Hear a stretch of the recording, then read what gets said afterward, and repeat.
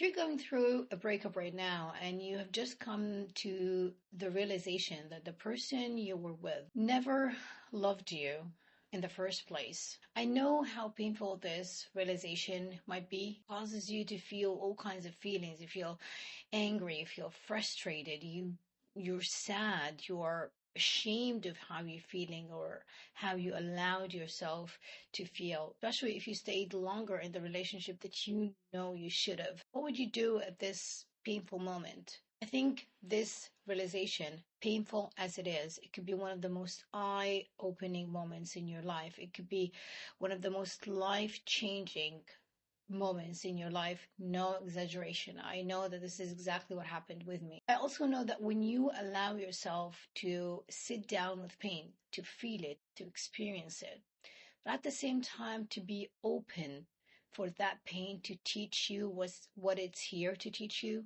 this is when we reap the benefits of this difficult experiences, so that it does not come and go without us getting something valuable out of it.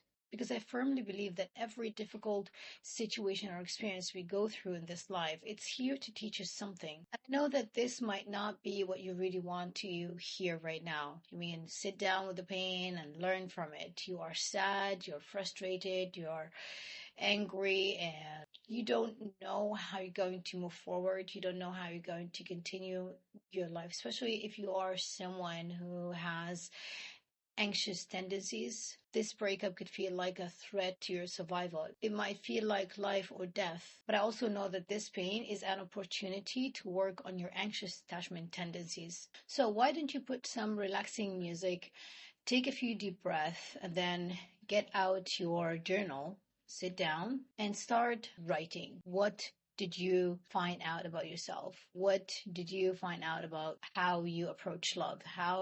What did you find out about how you show up in a relationship? What did you find out about the guy that you were in a relationship with? All of this is valuable information for you. This is feedback for you to start recognizing the unhealthy patterns that you need to be working on. So for example, for me, what I realized is that when you are in a relationship with someone who's healthy and who's emotionally available, you feel that this person has the best intentions for you at heart. He truly cares about your well-being.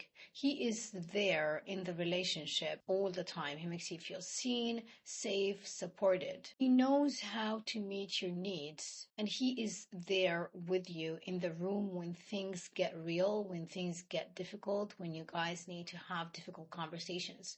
None of these things were there in the relationship that I had.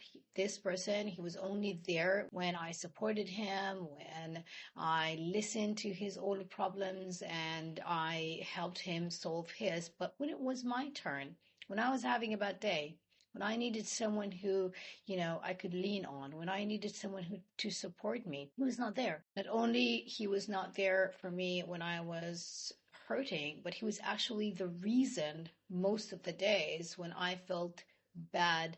So basically, he was the person who was hurting me. He was unable to have conversations about difficult issues anytime there was a conflict, anytime there was a different opinion, anytime we needed to have a grown-up conversation. He was not there. Not only he was not there for me when I needed his support, but he was actually the person who put me down most of the days. He made me question myself, my confidence, my self-worth, more than I've ever done that in my entire life. I also realized that there's so many things in relationships that are overrated.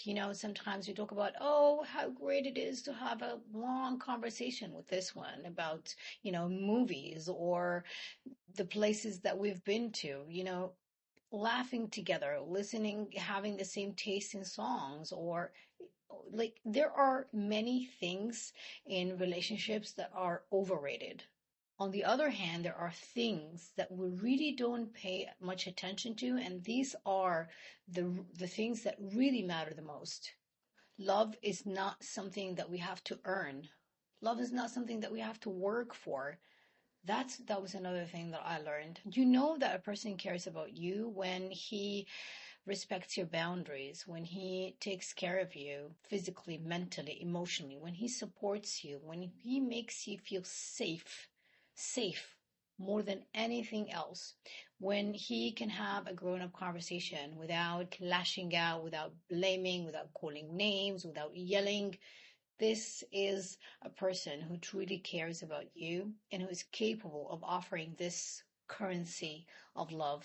I would have never been able to learn about all of these things if I didn't go through that failure, if you would like to call it. I don't think it as a failure. I think that that was the time when I learned the most about myself, about love, about relationships, about men.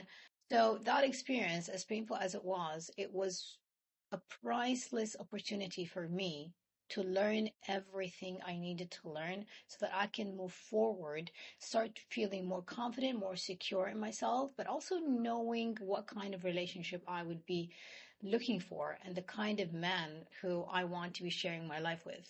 And if you're willing to take the pain that you're feeling right now and create something great out of it, if you want to heal and also go from anxious to secure and confident in love, you can click the link in the description below to book a discovery call with me to see if we are a good fit to work on your healing journey. Also, let me know in the comments below if you found today's video helpful. Take care of yourself, and I'll see you in the next video. Bye for now.